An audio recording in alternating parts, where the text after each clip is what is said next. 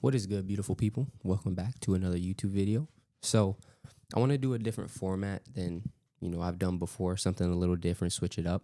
I've been seeing this guy by the name of Nuri Muhammad. I've been seeing a lot of his clips pop up on TikTok, and I've watched a few of his interviews, like periodically, nothing like long term, but I've been really wanting to get into him because, his philosophies, his perspective is very intriguing. And so I just thought it'd be cool if we all just watched a little bit of this podcast that he was on with Cam Newton together and kind of break down certain key points that stick out to us. So we're going to watch probably like 10 to 15 minutes of it, not too long. It's a 3 hour and 30 podcast. I advise each and every one of you to go watch the whole thing, but due to time and in the video and stuff, we're just going to get into a little bit of it and see, some of the nuggets and things that we could kind of pick out of it. So let's get into it. And you have this energy, this ram about you that's just like, man, he's just a book of knowledge. You know what I mean? Praise be to Allah. Yeah. He is also Muslim, by the way. Getting right into it, there was a quote on your website that I read in preparation of this, and I want to let this quote guide our conversation, right? And you said, the greatest gift that God has given man is life itself. Yet, the second greatest gift after life itself is guidance. What do you mean by that? It's like if you have an automobile and you don't have the owner's manual, or you have a tool or a piece of equipment, but you don't know how to operate it, then you can't get the maximum effect from it, nor can you use it for what it's good for. Well, so it is with life, The owner's manual for life has always been divine guidance that he has sent through his messengers and servants. Right. There's a verse. That's beautiful. And I also want to add to that, like, I think so much of, tapping into that guidance is also tapping into yourself. That's why it's so important to look within and go down that path of self-discovery because, one of my favorite quotes of all time is all that you need is already within, right? A lot of the owner's manual is already within yourself, but a lot of times we get so caught up in searching for answers, searching for ourselves and everything outside of ourselves in the world and materialistic things and relationships, whatever it may be.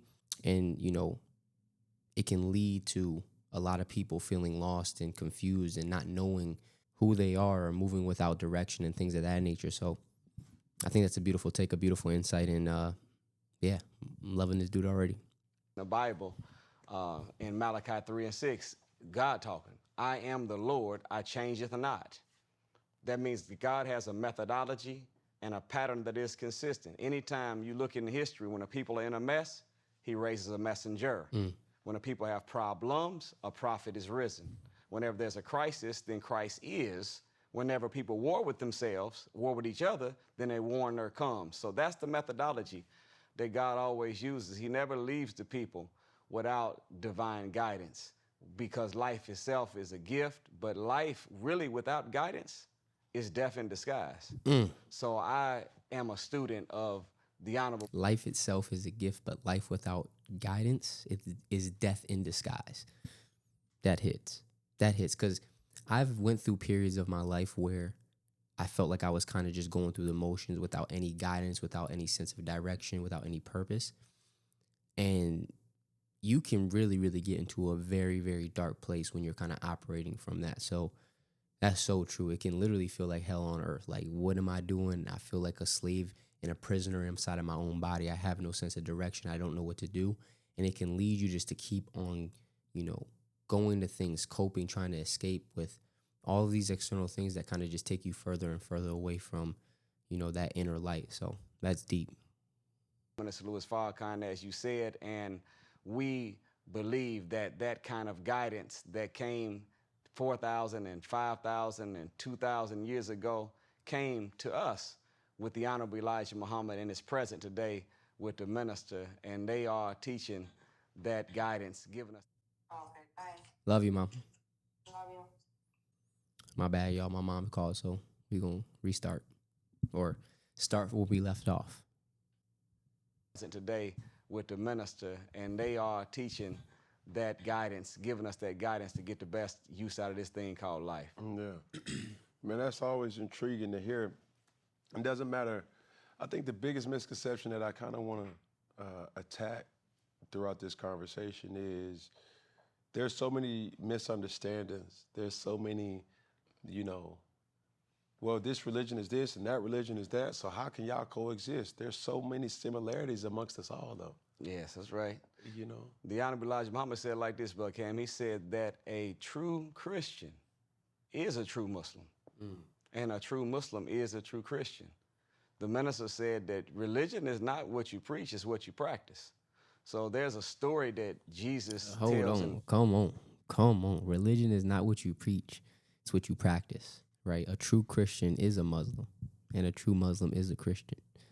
That's deep because it talks about the principles and the values that, you know, one is supposed to instill, right? It's not necessarily about reading words verbatim and saying you're this and that. It's about how you live your life and how you know, practice the things of your faith. And if you're really embodying what, you know, your faith is telling you to embody and practicing and living that out, you'll see how similar it is with other people who walk in, you know, different paths of life. But at the essence of kind of, you know, what a lot of spiritual teachings and different faiths and religions talk about is, you know, living a life rooted in love, right? Because love is the highest frequency. God is love. And so when you tap into that energy of love and you allow that to, you know, guide your life, you allow spirit to lead your life, you'll see that it's not necessarily about what somebody says or what they say they believe in. It's about how they live their life. And you'll resonate with people regardless of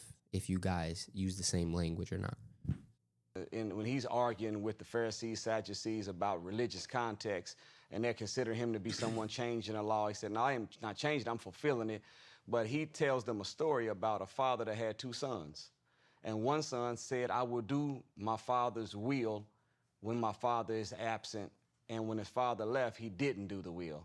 The other one said, I'm not going to do my father's will. But when his father left, he did do the will. And Jesus asked them the question, which one did the will of the Father? It's the one that didn't say it, but actually did it. So unfortunately, most of the time, people are spiritual set tripping and engaged in religious gang banging. They look down on the vice lords, the GDs, the four corner hustlers, the Crips and the Bloods, but then you get inside of religion and do the same thing. So we're in a condition right now with this world being really a sea of sin, that there was a story that I learned from the minister once about a Christian, Muslim, and Jew. There's a man drowning in the river, and the Christian comes with his rope to save the man. It was too short to save the man. right. The Muslim comes, throws his rope out. It's too short to save the man. Then the Hebrew, he comes, throws his rope out too. It's too short to save. Now they got one or two options. Either they can sit on the bank of the river and argue over whose rope is the best, or they can use some common sense and tie all the ropes together and save the man. Right. We in that kind of state of condition right now. We got to tie the ropes together so we can save our suffering people. Yeah. Man, what a beautiful story and representation of what goes on in this world. You know, how many people need, you know, multiple groups to come together to help them, you know, awaken and find themselves. But, you know, they get neglected because these groups, people with different ideologies, different beliefs, are constantly just fighting about who's right and who's wrong, not realizing that if we just put, you know, all that stuff to the side and we start to work together, you'll realize how we can really start to make real change, everlasting change and impact in the world. I think that's a beautiful analogy. And that's something why, you know, that's something that I always like thought about growing up, especially as a Christian, growing up as a Christian. You know, when I kind of stepped away from religion and Christianity and I started to dive into different religions and faiths, that was something that really was evident for me, is like, yo, like, I feel like so often we get so caught up in who's right, who's wrong, and not realizing that everybody's free to express, you know, their own spirituality, their own divinity. But at the heart of what we should be doing is we should be using the things that we learn, using the growth, using, you know, our practices, not to divide us more, but to come together and help the people that, you know, are in different places or going through different situations or who aren't exposed to certain things, right? And so, or who are less fortunate. So I think that's a beautiful insight and analogy, and it's something that we definitely can instill more of. How long have you been devoted to your religion? I got introduced to the teachings when I was 16 years old. Okay. You know, and at that time, I was trying to come out the streets, and all I knew was church, go back to church.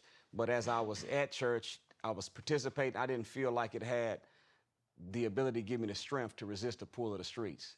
Okay. Anybody that's ever hustled knows it's just as hard to stop selling as it is to stop using. Right. Because one's a fiend for the dope, the other one's a fiend for the money and what the money can do. Sure. So when I was struggling, my girlfriend at the time handed me A Message to the Black Man, 2 tapes by Minister Farrakhan, and told me, read this and listen to this.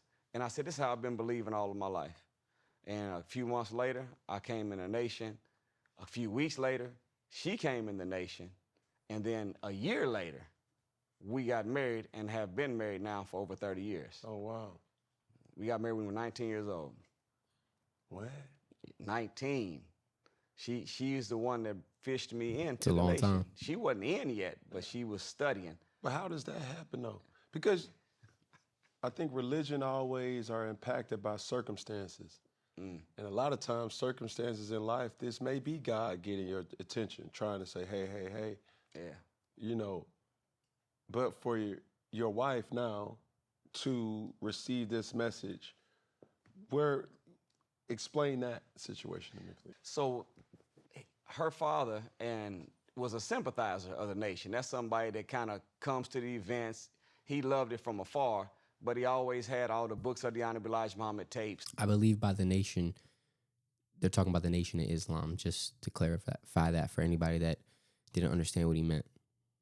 In the home, and he took my wife and her brother to hear the minister every time he spoke around the country on big events. So they had really had the teachings put into their mind starting at the age of 4, but she stayed. They didn't come in the ranks. He didn't come in the ranks. But whenever she introduced me to the teachings, I came, and then she came, and by the grace of God, we got her father too. He ended up being a member of the nation as well and joined. But that's what you said when you talked about circumstance. There's a verse again in the Bible that says all things work for the good for those who love the Lord and are called according to his purpose. So wise people always want to see the hand of God on everything. And I remember, Bud Cam, when I was exposing I wouldn't expose them, but my children end up going to a public school in high school. Wise people always want to see the hand of God on everything. That is so deep because it ties into perspective. You know, everybody's going to go through struggle. Everybody's going to go through, tough seasons and difficulties. But when you have the right perspective and you're operating in that type of energy, you have the lens in which you see how even through this mess, even through what feels like a burden, there can be a blessing, and God is working in all this, and it can help you tremendously to navigate those times in a much more peaceful way. It's still going to be difficult, still going to be tough, but, it gives you a sense of calming and peace during those times, understanding that God is still working in this mess too. It's a beautiful perspective. So they ran into the children of the hoodlums that I used to hang with and used to be one of them. Right. So they start telling my children stories about your father used to so forth. And my daughter came and said, Daddy, you used to so forth. Yes, ma'am. So forth. Yes, ma'am. She asked me, do you regret anything? Do you wish you could go back and do things different? I said, no, ma'am. She said, what do you mean? I said, because if you change anything, you change everything. And the only reason you should be bothered by whatever I'm going to let this finish out, then I'll stop. Hold on. happened in the past is if you're not happy with where you are in the present or going in the future. So if you change anything, you change everything, right?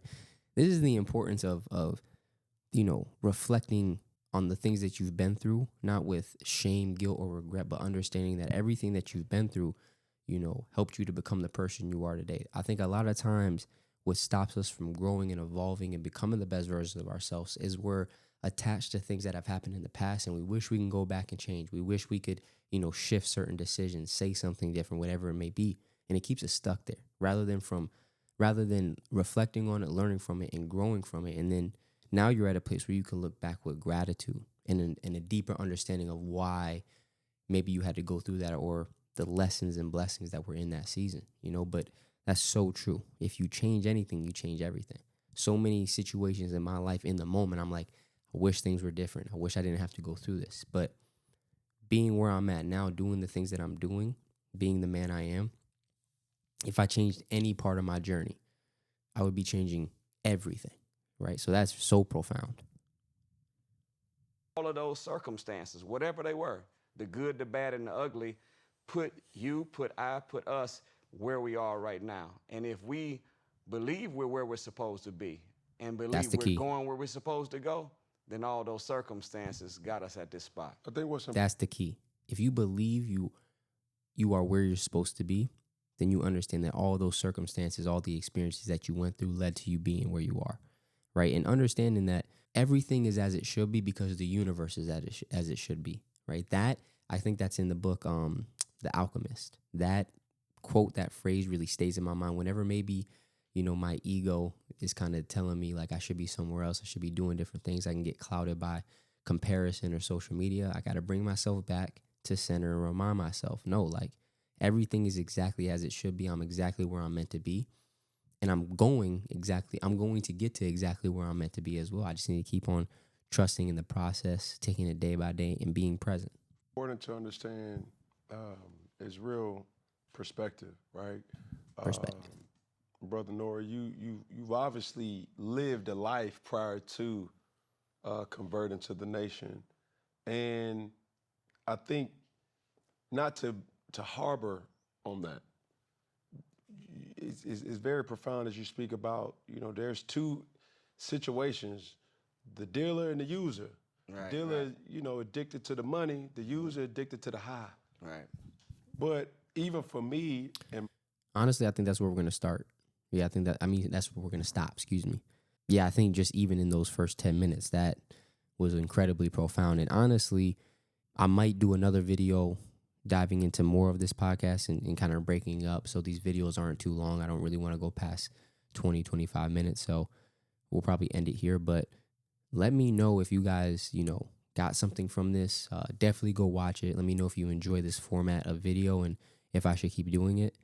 I'm probably going to keep doing it regardless because I like, you know, reacting to these and really sitting with it. So, yeah, I hope you guys got, you know, some good insight and wisdom from this. And, yeah, let me know if you want me to keep on diving more into this podcast or continue to tap into other videos and things that, you know, really resonate with me. But, yeah, that's deep.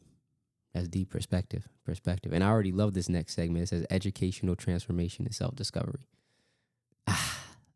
Next video. So appreciate y'all. Love y'all. And I'll catch y'all on the next one.